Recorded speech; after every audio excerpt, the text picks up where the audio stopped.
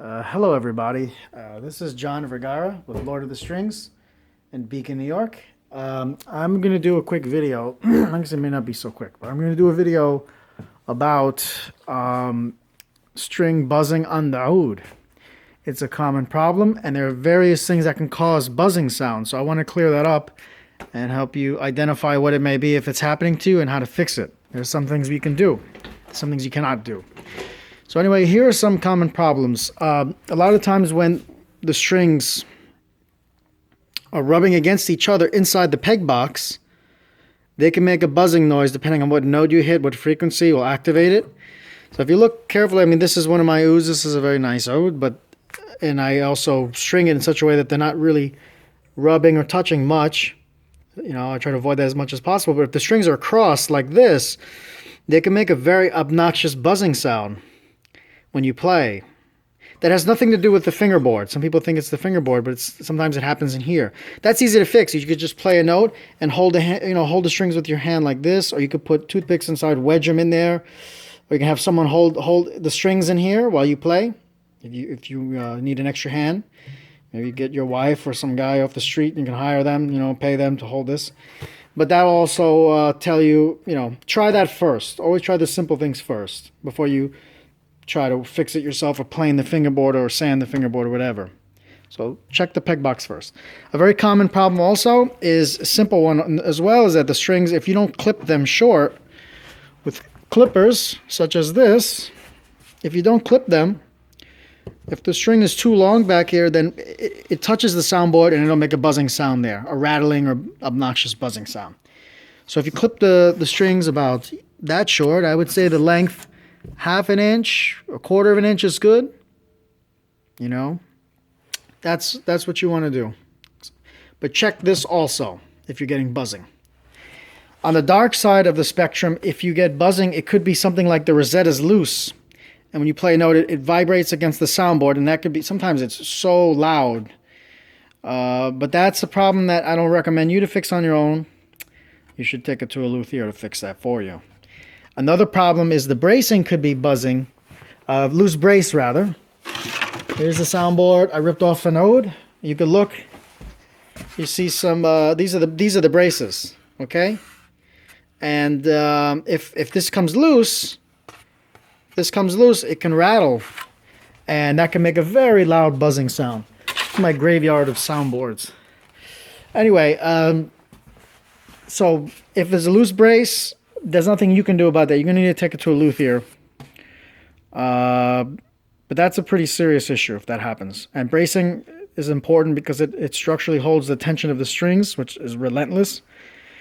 So if that happens, if you notice a buzzing sound, you really should take the tension off the instrument and bring it to a luthier.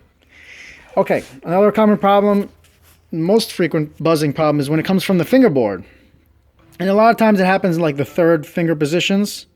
On this, in the Arabic tuning, this is the F here on the D string, Fa on Re, or the Fa diez, the F sharp. It happens a lot there. It can happen on the Mi nos bemol, the E half flat, and in these positions. It can also happen up here as well. If that could be a couple problems. It could be that the fingerboard is etched from the strings. That means grooved. Like when you keep playing, where you press down on the strings, it could be a depression over time. So check your fingerboard. You can pull the strings aside and look at the fingerboard. If there's a dip or a depression, or if it's etched, that could be buzzing there. But if there's no depression or the fingerboard is not etched, it could be that the strings are too low and they're slapping when they're vibrating. If that's the case, you can actually do something about that. It's a very simple trick. And that requires you pulling the string up at the bridge. Now, if you look at the height of the strings, they're all about the same height. Okay? I'm going to take, just as an example, the D string. This oud is not buzzing, by the way, but just for example, I'm going to pull the string higher. And that will make the action a little higher, not much, but could relieve some buzzing problems on the fingerboard. I'm going to take the bottom D string, the bottom Re, the one closest to the floor. I'm going to take it like this between my fingers. I'm going to pull up. You heard that? Okay, now take a look. The bottom one's going to be higher than the top one. Can you see? See that subtle difference? Try to get it. See, maybe you can see better there. And that's like that's higher to the tune of maybe 2 or 3 millimeter, about 3 millimeter at the bridge. It's less, of course, over here. I mean, over here it's probably equals about a millimeter. I'm looking at it. You probably can't see from here. But that will, you know, if you have a light buzzing problem because the action is low, this can fix that problem. And actually, the cool thing about this, you could push the string back down if you have a nail, or you could use your finger or a stick, maybe a chopstick. I took a chopstick. I cut a notch in it. You can push it back down, literally. Push it hard. Don't be afraid. And take a look. And you see it's close. It's, you know, much lower than it was when I pulled it higher. So that's the trick for pulling the strings higher. Another thing I want to say about strings, a lot of people ask me, when do you change strings? The answer is whenever they start to oxidize. These strings are due for a change. You see we got some oxidization here. But the more critical area is by the fingerboard. So if you look, like this D string, re, you can see it's a little discolored here. That's when you really should change it, because this chemical reaction actually makes the fingerboard etch faster.